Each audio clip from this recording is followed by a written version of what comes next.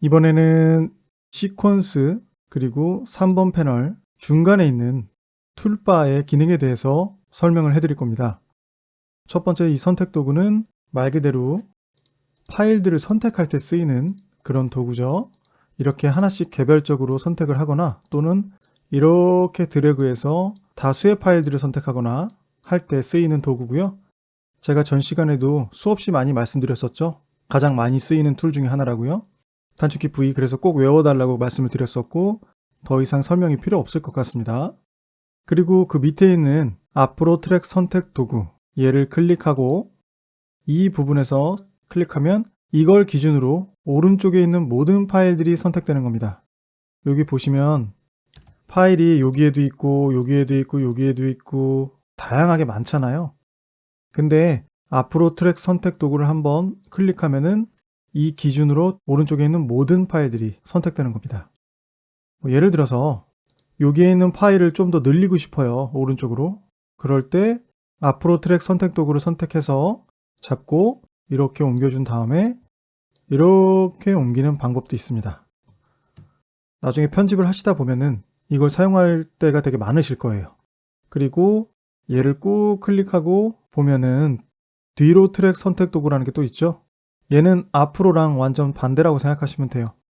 이 파일을 기준으로 이렇게 선택을 하면은 왼쪽에 있는 모든 파일들이 선택이 되는 거죠.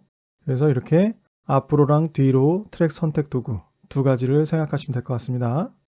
그 다음에 잔물결 편집 도구 이거는요.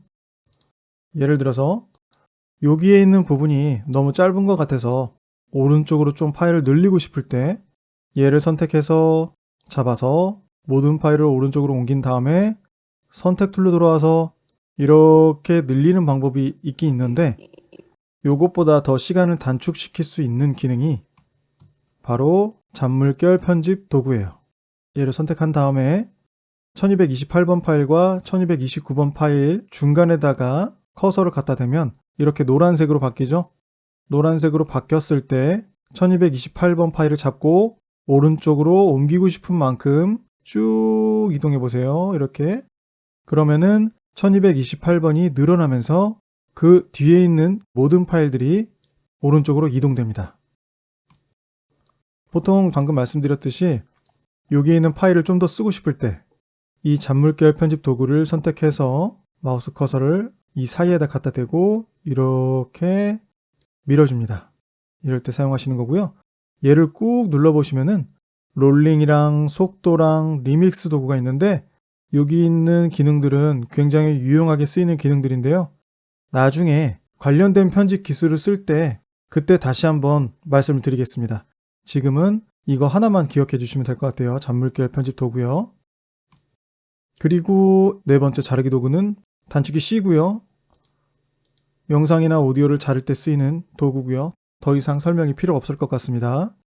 그리고 여기 있는 밀어넣기 도구는 예를 들어서 여기 보시면은 음성이 들어갔다는 표시가 있죠. 쿠키 악수. 쿠키 악수라는 음성이 들어갔습니다. 쿠키 악수.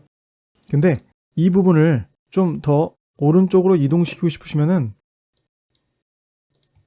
원시적인 방법으로는 이렇게 해서 얘를 왼쪽을 이렇게 늘려준 다음에 다시 붙여주고 뒷부분을 자른 다음에 잔물결 삭제로 붙여요. 되게 오래 걸리죠. 그리고 비효율적인 방법이고요. 다시 처음으로 돌아와서 쿠키 악수 부분을 오른쪽으로 밀어주고 싶다. 그럴 때는 밀어넣기 도구를 클릭을 한 다음에 1229번 파일에다가 마우스 커서를 대고 잡은 다음에 오른쪽으로 살짝 밀어보면은 음성 부분이 어떻게 되는지 한번 보세요. 이쪽으로 이동됐죠. 내가 오른쪽으로 민 만큼 이동됐어요. 좀 더 해볼까요? 이렇게 이동됐죠. 다시 왼쪽으로 돌릴래 하시면은 왼쪽으로 이렇게 그럼 다시 왼쪽으로 옮겨졌죠. 이럴 때 쓰이는 겁니다. 그 다음에 여기에 있는 펜 도구는요. 예를 들어서 내가 이 강아지 실루엣을 따고 싶다.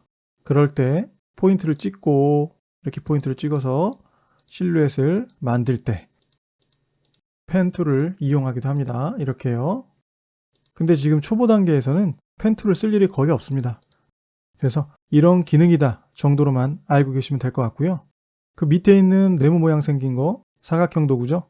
얘는 말 그대로 클릭한 다음에 영상에다 대고 사각형 모양을 만들 때 사용합니다.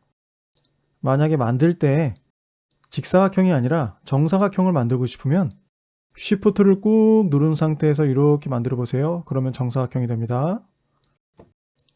그리고 이 사각형 툴을 꾹 눌렀을 때 타원 도구가 나오죠. 원도구요. 얘를 만들어 볼게요. 근데 마찬가지로 정원을 만들고 싶으면은 Shift를 꾹 누른 상태에서 이렇게 만드시면 정원이 됩니다.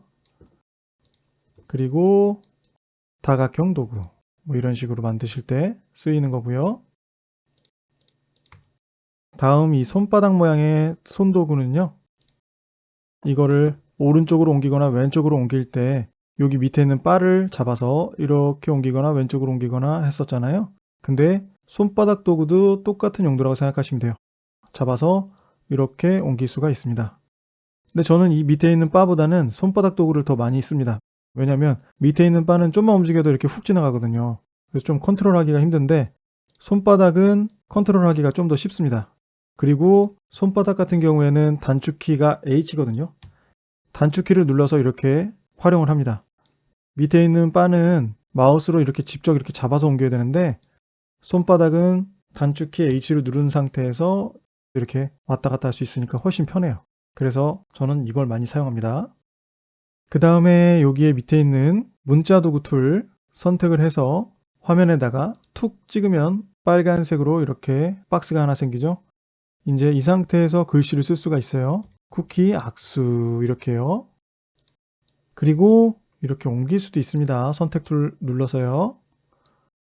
얘를 꾹 눌러보면은 세로 문자 도구라고 있는데요. 세로 문자 도구는 글씨를 세로로 쓰고 싶을 때 세로 문자 도구를 쓰죠. 편하게 얘는 가로, 얘는 세로라고 생각하시면 될 것 같습니다. 제가 여기에서 언급해드리지 않은 툴들은 나중에 사용해야 될 상황이 오면 그때 자세하게 또 설명을 해드리겠습니다.